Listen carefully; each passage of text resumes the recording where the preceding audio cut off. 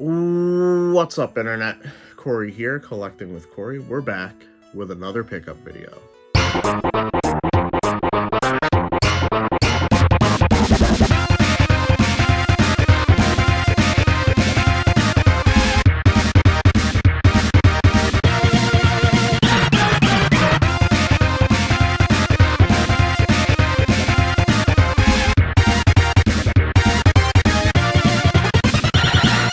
Alright guys, the lighting is good. I hope it is. At least I hope you think it is, because I tried pretty hard on this one. I've got a table full of stuff to show you. Most of it is video game related. I think I'm actually kind of past my showing a bunch of board games phase. I had no one complaining, but I also can't imagine if you came here for video games, that's really what you were looking for. With the board games, I pretty much have everything I've been looking for. And I'm not having that much fun collecting and keeping these random board games. I actually cut a whole bunch from the latest video. So, if you wanted to see those, well, they ended up on the cutting room floor, and they probably aren't going to end up in my collection. Stuff that will be in my collection, which is what these videos are about. This is Bone. This is a collection of comic books from back in the day. I remember when these were still coming out. This is by Jeff Smith. This is the 1-volume edition. I read about half of this back in the day. I'm pretty sure I had this very edition. And I never finished it. I heard Colin Moriarty and his brother talking about it on their podcast, Knockback, and I wanted to pick it up again. So maybe I can get through it this time. A couple Power Rangers pickups. Got 2 different Red Rangers. We got Beast Morphers and SPD, the best series. And I got these as part of lots that make these practically free. They have all their pieces and everything. I'm just showing you the actual figures. And the last figure, aka the last non-video game item I have to show you, almost last video game item, is a Jason Voorhees reaction figure. It's from a few years ago. I think it was like 2016. And I thought it was really cool. It didn't have any of his accessories. I'm assuming he must have come with a machete or something. But really cool figure. Jason is one of my favorite slasher villains. Or heroes, depending on how you look at it. And the last bit of non-video gameness I have to show you. Part of Target's buy 2 get 1 free for video games that aren't good Nintendo games, DVDs, movies, board games, toys. They had buy 2 get 1 free a couple weeks ago at this point, by the time you're seeing this. And I noticed they had some new Studio Ghibli movies there that I hadn't picked up yet. So we got Whispers of the Heart, or Whisper of the Heart, and The Cat Returns. I've seen neither of these, so hopefully I can get a chance to watch them soon, and they are enjoyable. They were part of a buy 2 get 1 free. They didn't have a third one I didn't have, so I actually resold a double of one of these, or I have it for sale right now. Now, I think I'm going to work from left to right here, so we're not going to have the same level of Switch game pickupness, so I'm going to go right into those from the jump. If I can get this organized. First one we picked up was Ninja Warrior. This was a consolation pickup. This last month I'd been experimenting with BrickSeek for reselling purposes, and I had their Extreme membership. Now, this led me to a whole bunch of stores looking for stuff for my collection, stuff to resell. I very often did not find what I was looking for. If you've ever used BrickSeek, it's kind of inaccurate, and stores generally aren't going to have their best clearance just right there available for you most of the time, front and center. Easy to find, you know.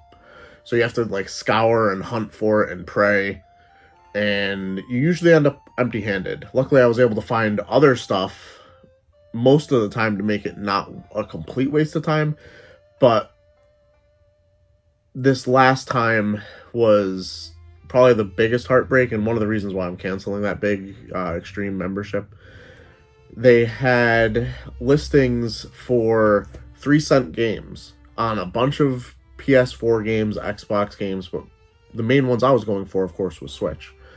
One of them was Daemon Ex Machina they had for 3 cents, and the store I was going to supposedly had a decent amount of them. It just said in stock. Now, I searched. I couldn't find any. I asked employees. They had no idea what I was talking about, of course. And I ended up empty-handed, except for this Ninja Warrior, which they had on, I don't think it was clearance, but they just had it marked down to $8, which is a price I'd pay for just about any Switch game brand new.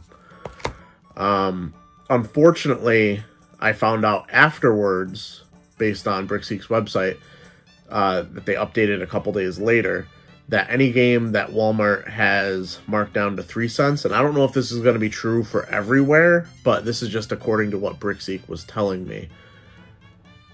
Those games aren't actually available for purchase. Like, I know there's a lot of people that will post on, like, Cheap Ass Gamer, like, show you their receipt and all this shit. According to BrickSeek's website, those games aren't actually available for purchase when they're 3 cents out, or pennied out, or whatever you want to call it. So that's why I was supposedly unable to find it, because those games were pulled to go back to the warehouse and get a credit or whatever. So it was really unfortunate that they show them front and center on their front page once, you know, they're showing their extreme deals, because it is a very tantalizing deal for anybody who wants to resell, anybody who wants to buy those games. 3 cents, you can't beat that. And it's just, unfortunately, not really true. I guess there's probably going to be people out there that have lucked out, but I don't know. Rant over. Back to the games. I picked up Cat Quest 1 and 2. This was the Possum Pack. I had the original Cat Quest back in the day, back when there weren't a lot of Switch titles out. It was like probably in the first like 50 that came out for the system. So I wanted to pick that up as the double pack because, you know, there's not a lot of space up there. And I saw someone else pick this up. I don't actually remember who. I've been seeing the advertisements for this from this new limited premium edition. I don't actually remember what they're called. I'm assuming premium edition. It's the only thing it says on this case. This is Super Blood Hockey. I decided to pick this up because, well, I like hockey. I like Switch. And if this company continues releasing games, if it's anything like all the limited run releases or the early super rare games, this is the one that's going to be like up there in value and impossible to get later. So I decided to pick it up. I'm going to move these to the side. That to the side. And I'm just going to run through this one really quick because, well, this game is the reason I've restarted this video like 3 times at this point. I don't remember who was talking about it, but someone on YouTube was talking about how there is a Super Nintendo release or a Super Famicom release of Magic Knight Rayearth that's an actual turn-based RPG. I've wanted the Sega Saturn version, the action RPG version, since it came out. And it's on my Holy Grail list. It's my number 1 Holy Grail, and it's my most expensive wanted game. Well, I decided to pick up a bootleg. I can't even be excited about this, man. I picked this up on eBay for like $30. This is the Super Famicom version translated over and playable on Super Nintendo systems. So I'm just going to move past it because every time I try and talk about it more, it just like depresses me out of it, I think. Thrift store find that I decided to keep, Ape Escape Academy. I believe Unknown Game Hunter was right next to me when I purchased this. This was probably like $5. Not really that great of a deal, considering it's not that expensive of a game.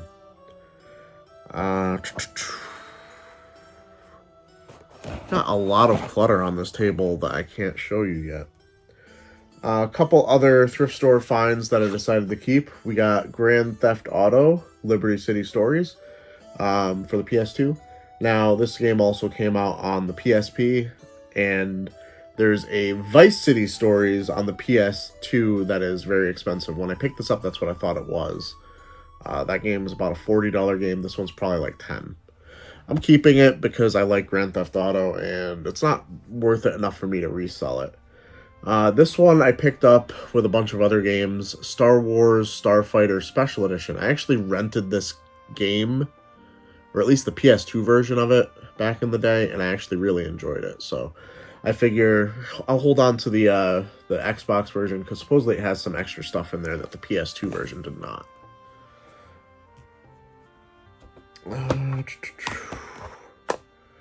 Alright, I've got a stack of magazines here. I'll run through them super quick. I was actually kind of iffy on whether or not I'd be keeping these, because, well, I have very limited space for magazines. I'll have more eventually, maybe, but, like, anything that's into the PS2 era, I kind of start losing nostalgia for, because that's when I kind of fell out of games for a while. So the PS2, GameCube, Xbox era of magazines, I'm not that hype about. We got Game Pro. Well, we got a handful of Game Pros. The cool ones are the older ones. Like, we got the one that has Reloaded on the cover. Killer Instinct Gold. Doom 64. Soul Blade.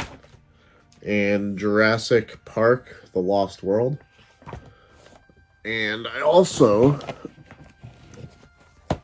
got a pretty good lot of Nintendo Powers. Now, these are all pretty much a straight, like, 129 to 144, and I'm missing, like, 3 issues in there. So we got one that has Zelda on the front, Hey You Pikachu, Majora's Mask, Pokemon Gold and Silver, Mario Tennis, Kirby 64 Crystal Shards, Army Min Air Combat, Excite Bike 64, Tony Hawk's Pro Skater, Pokemon Stadium, and Tarzan. Yeah, so I'm probably not that far off from a complete Nintendo Power collection at this point. There's definitely some early issues I'm missing, but I think I've filled out, like, the majority of, like, the N64 to GameCube era at this point. Picked up a few Game Boy games / boxes. In the past, you might have seen me pick up some of these boxes. I'm not sure, because I might have shown some of these back when I was just showing everything I picked up. Now, most of these I had to piece together, meaning I either had the cartridge, and now I have it complete, or something like that, where I had the box, and I had to get the cartridge, blah, blah, blah. I don't remember specifically on each one. We got Game Boy Color version of Tony Hawk's Pro Skater 2. Game Boy Advance Miss Pac-Man's Maze Madness. I think that game came out in, like, everything. Original Game Boy Mortal Kombat 2. Super Dodgeball Advance. Mickey's Racing Adventure. I am coming down with a little bit of a cold. I don't know why I decided to do this video today. I believe this is just Fortune Street. It's Dragon Quest, Mario crossover. I'm assuming it's Fortune Street, but just for the DS. This was a import. I think I saw TV and Lust pick it up on Instagram, and I needed to pick it up too, because that's what I do. On the last few items, I actually have some really, really good items to end on, I'm just noticing. So I decided to finally get the cartridge for my empty box and manual for the N-Gage for Tony Hawk's Pro Skater. So now I have that complete for the collection. I decided to opt for the silver or platinum Game Boy player base for my GameCube. I actually have it somewhere over here. I haven't set up my system since I reorganized in here lately. But I realized that the Pokemon XD GameCube that I have, for some reason I was thinking it was one of the versions that you could like pop out the faceplate that actually has the Pokemon on it, and I was going to put it on a black GameCube console, but you actually can't do that, or at least not the easy way you could switch the faceplates with other GameCubes. So I decided to opt for the Platinum one because it would match my system. So I sold my black one, got a silver one / platinum. Alright, so at my thrift store, this was actually just a couple days ago, they had a bag of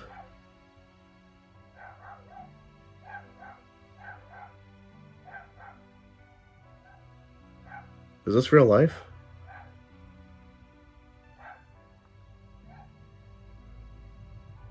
I think this is the first time I've had neighbor's loud-ass dog ruin recording for me. I don't know if you guys heard that, but, like, the dog is, like, right... Like, if the wall wasn't there, it'd be, like, right there. Ridiculous. Anyway, picked up some Game Boy games at the thrift store for $10. There was 5 games in the bag. 2 of them I'm not keeping, so they're not here. But we're keeping Godzilla the series. Don't know how that one's going to be. Batman, Gotham, or Chaos in Gotham.